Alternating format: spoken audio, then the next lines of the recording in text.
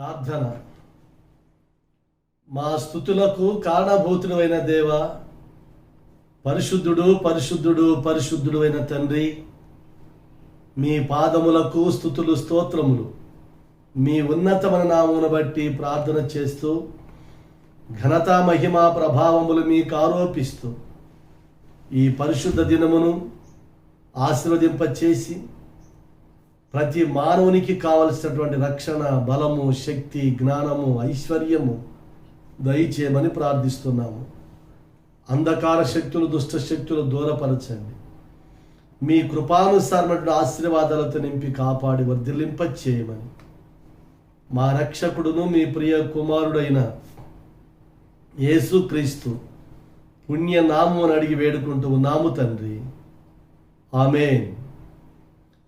ప్రకటన గ్రంథము ఈ దినమునకై ఏర్పాటు చేయబడిన పరిశుద్ధ గ్రంథము నుండి ప్రకటన గ్రంథము 2వ అధ్యాయము 7వ వచనాన్ని, 11వ వచనాన్ని, 17వ వచనాన్ని మనము ధ్యానిస్తూ ఉన్నాము. 7వ వచనంలో ఈ మాట వ్రాయబడి ఉన్నది. ఏమిటి ఆ మాట అంటే, చెవిగలవాడు ఆత్మ సంఘములతో చెప్పుచున్న మాట వినుగాక, జయించువానికి దేవుని పరదైసులో ఉన్న జీవవృక్ష ఫలములు భుజింపనిత్తును అనేటువంటి మాట. 11వ వచనములో చెవిగలవాడు ఆత్మ సంఘములతో చెప్పుచున్న మాట వినుగాక, జయించువాడు 2వ మరణం వలన ఏ హానియు చెందడు. 17వ మాట, చెవిగలవాడు ఆత్మ సంఘములతో చెప్పుచున్న మాట వినుగాక, జయించువానికి మరుగయ్యున్న మన్నాను భుజింపనిత్తును, మరియు అతనికి తెల్లని రాతినిత్తును. ఆ రాతి మీద చెక్కబడిన ఒక క్రొత్త పేరుండును. పొందిన వానికే గాని అది మరి ఎవనికిని తెలియదు.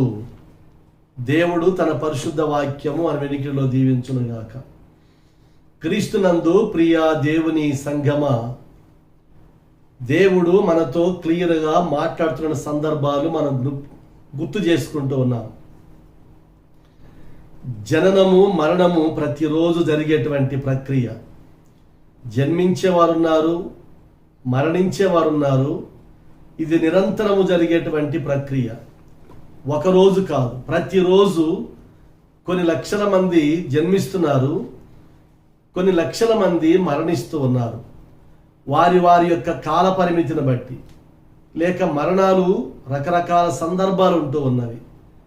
ఆయుష్కాలమును బట్టి చనిపోయేటువంటి వారు, తల్లి గర్భములో పిండోత్పత్తి అయ్యేటప్పుడే చనిపోయేటువంటి వారు, బయటకు వచ్చిన తర్వాత చనిపోయేటువంటి వారు, పసిబిడ్డలైనా, యవనస్తులైనా, మధ్య వయస్కులైనా, వృద్ధులైనా, ఈ మరణాలు నిరంతరము జరిగేటువంటి ప్రక్రియ. జననాలు నిరంతరము జరిగేటువంటి ఒక ప్రక్రియ. ఈ ప్రక్రియలో భాగంగా మానవుడు తెలుసుకోవలసినటువంటి సత్యాలు ఏమిటంటే, జన్మించిన వాడు మరణించవలసిందే, అది సత్యం. అయితే మరణించేటువంటి వాడు జన్మించాలి.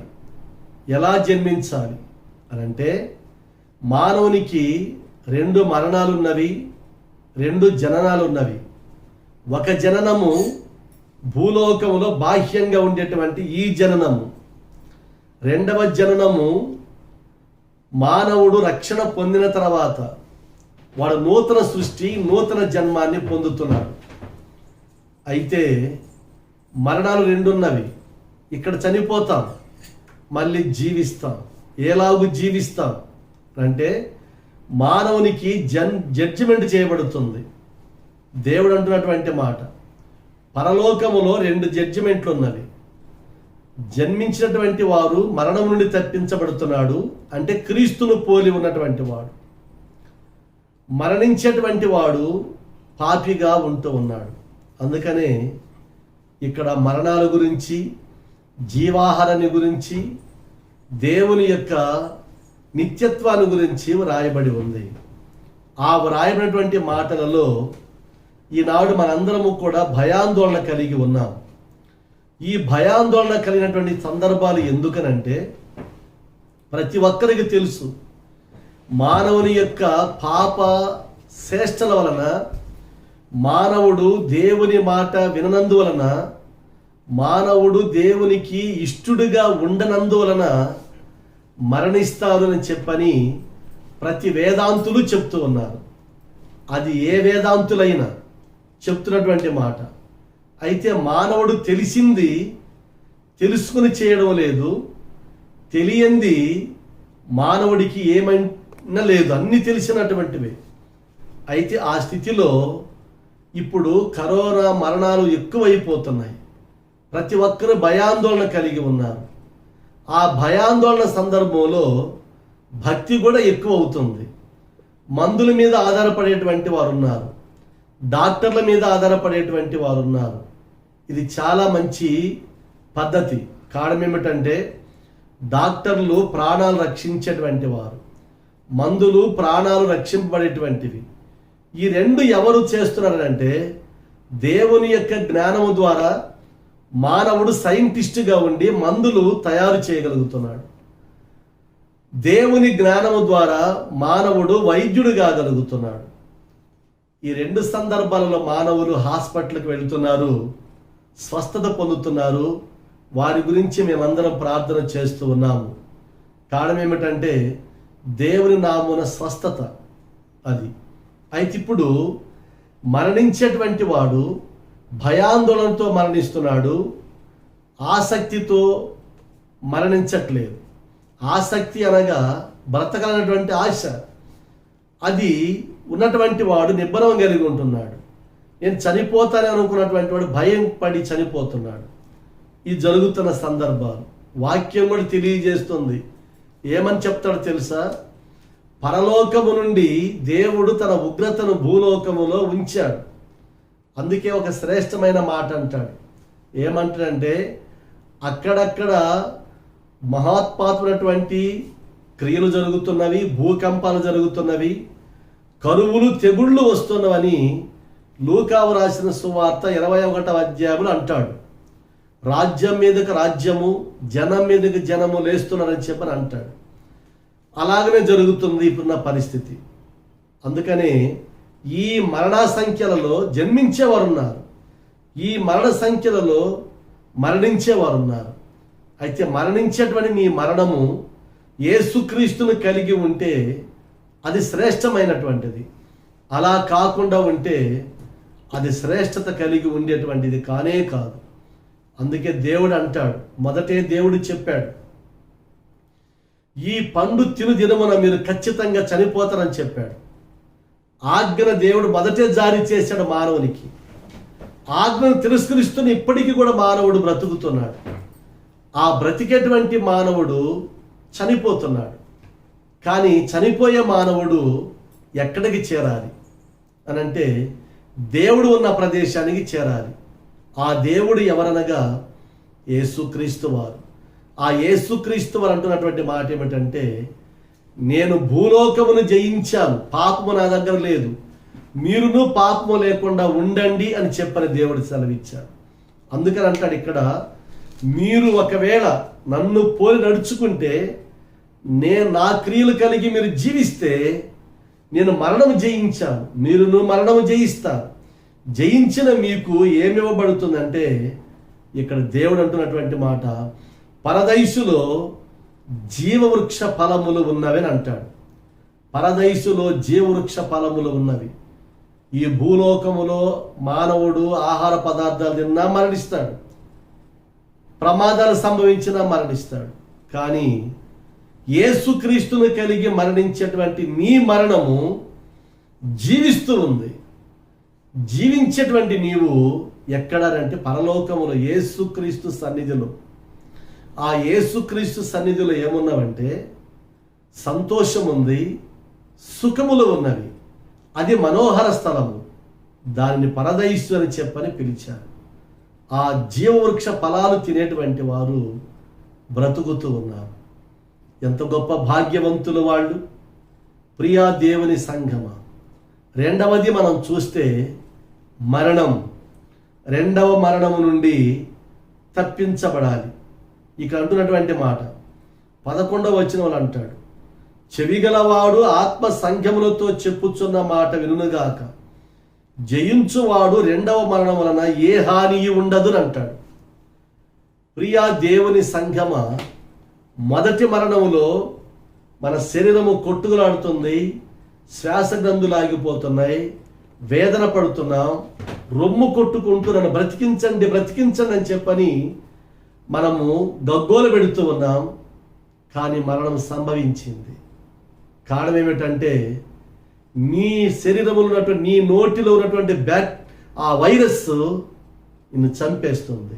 నీ శ్వాసలో ఉన్నటువంటి ఆ వైరస్ నిన్ను చంపివేస్తుంది. దేవుని నోటి మాట వలన రక్షణ ఉంది మానవునికి. దేవుడు ఆజ్ఞ మర్చిపోయాడు మానవుడు. ఆయన నోటితోనే చెప్పాడు, మరణం నుండి తప్పించబడతారు, నా ఆజ్ఞ మీరు పాటించండి అని చెప్పని అంటాడు. ఆ పండు తినవద్దని చెప్పని మానవ లోకానికి చెప్పాడు. మానవుడు తిన్నాడు, మరణం తెచ్చుకున్నాడు, చనిపోయాడు. అయితే ఇప్పుడు మానవుడు జన్మించాలి, జయించాలి అని అంటే దేవుని మాట విన్నటువంటి వారి గురించి వాక్యం అంటుంది, నా మాట విని నన్ను పంపిన వారి యందు విశ్వాసం ఉంచువాడు మరణములోనికి కాక జీవములోనికి దాటి ఉన్నాడు. యేసుక్రీస్తు వారు మరణించాడు, తిరిగి లేచాడు. యేసుక్రీస్తు నమ్మినటువంటి భక్తులు మరణిస్తారు, తిరిగి లేస్తారు. ఆ లేచేటువంటి సందర్భంలోనే దేవుడు అన్ని తరముల వారిని చూస్తున్నాడు. ఈ తరానికి మనము దేవుని బిడ్డలం, ఈ తరానికి మనము మన బిడ్డలకు తల్లిదండ్రులము, ఈ తరానికి మనము లోకానికి తెలిసిన వారము. నెక్స్ట్ తరానికి మనం ఉంటున్నామని అంటే మన బిడ్డల తరం ఉంటుంది.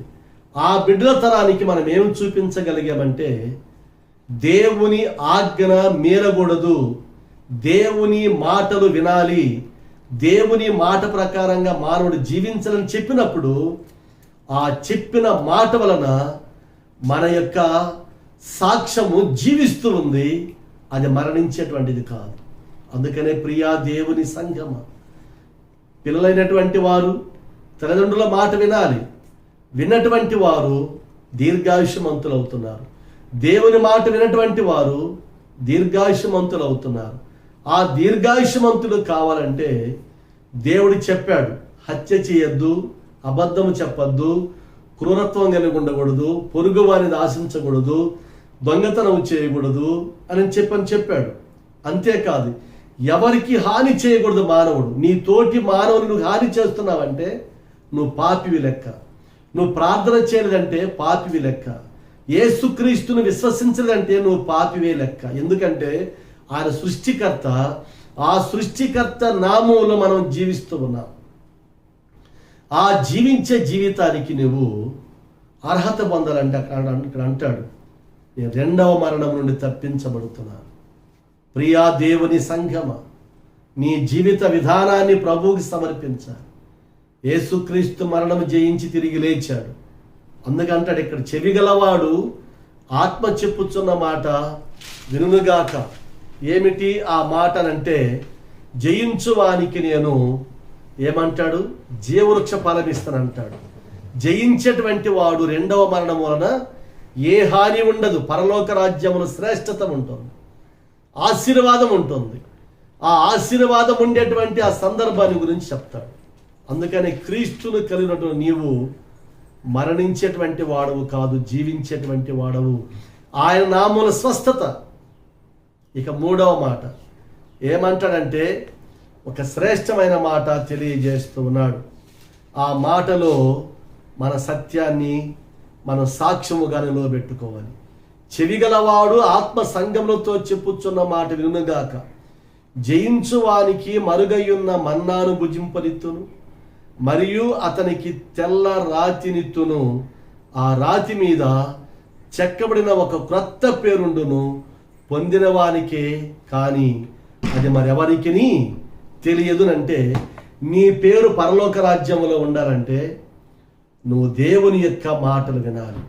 దేవుని యొక్క సందేశాన్ని విని నీ జీవితాన్ని మార్చుకోవాలి. నీ మనస్సాక్షిని మార్చుకోవాలి.